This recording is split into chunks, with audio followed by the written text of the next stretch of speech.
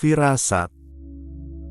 Perasaan tentang akan terjadinya sesuatu sesudah melihat suatu gelagat, kecakapan mengetahui sesuatu dengan melihat suatu keadaan, atau kemampuan batin yang dimiliki seseorang dalam meramalkan peristiwa yang akan terjadi, disebut firasat.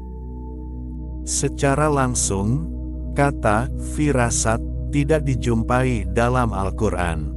Namun di dalam banyak literatur tasawuf, istilah tersebut disinonimkan dengan kata simak kelihatan atau tanda, seperti yang terdapat di dalam surah Al-Baqarah 2 ayat 273, Al-Fat 48 ayat 29, Muhammad 47 ayat 30, dan Al-Hijr 15 ayat 75. Dalam hadis, firasat dijelaskan melalui sabda Nabi Muhammad SAW, berjaga-jagalah terhadap firasat orang mukmin, karena ia melihat dengan cahaya Allah. Hadits riwayat At-Tirmizi. Di kalangan Sufi, firasat mengandung arti anugerah hidayah yang diberikan Tuhan dalam bentuk kemampuan batin, al-qalb, menangkap isyarat-isyarat suatu keadaan atau peristiwa yang akan terjadi.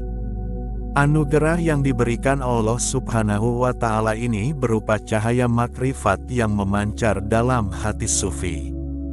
Cahaya seperti ini merupakan cahaya yang hakiki dan mengandung kebenaran yang daya pancarnya lebih kuat daripada pancaran cahaya bintang-bintang. Al-Wasiti, ahli tasawuf, menyatakan bahwa firasat merupakan cahaya yang melekat pada hati Sufi yang memungkinkan terungkapnya rahasia-rahasia, sehingga ia bisa mengetahui hal-hal yang hanya diketahui Allah Subhanahu wa Ta'ala. Saat itu dia berbicara melalui hati hamba yang dikasihinya Sufi. Apabila Allah Subhanahu wa Ta'ala telah membuka sifat asalinya, cahaya yang ada pada hati kekasihnya akan bertambah.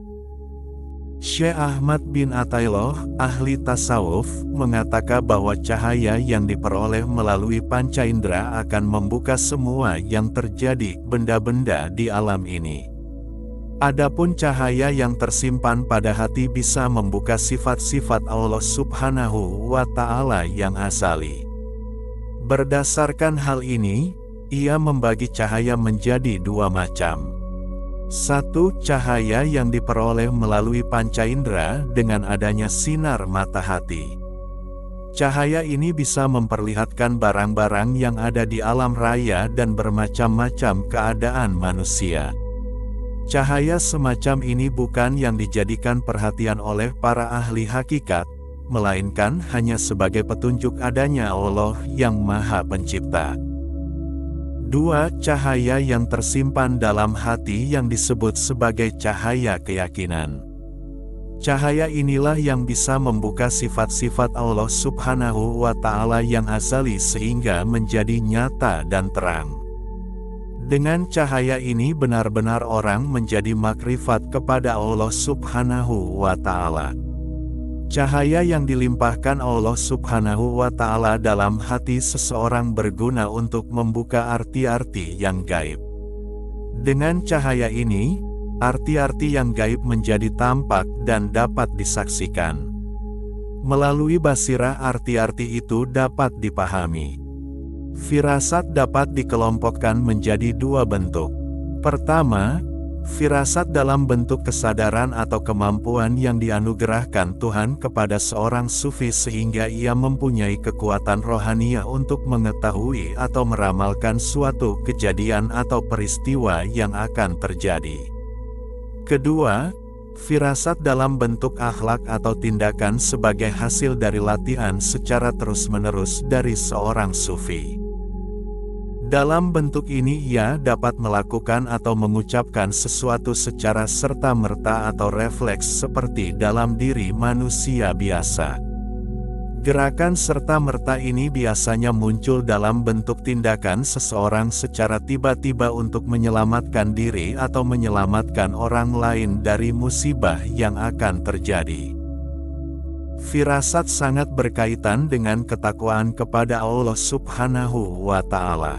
Semakin tinggi tingkat ketakwaan seseorang, semakin dalam tingkat firasatnya. Untuk menjelaskan hal ini, Husain bin Mansur, ahli tasawuf, menggambarkannya dalam bentuk firasat murid dan firasat guru. Dia menyatakan bahwa firasat murid merupakan dugaan menuju kebenaran, sedangkan firasat guru, kebenaran menuju hakikat.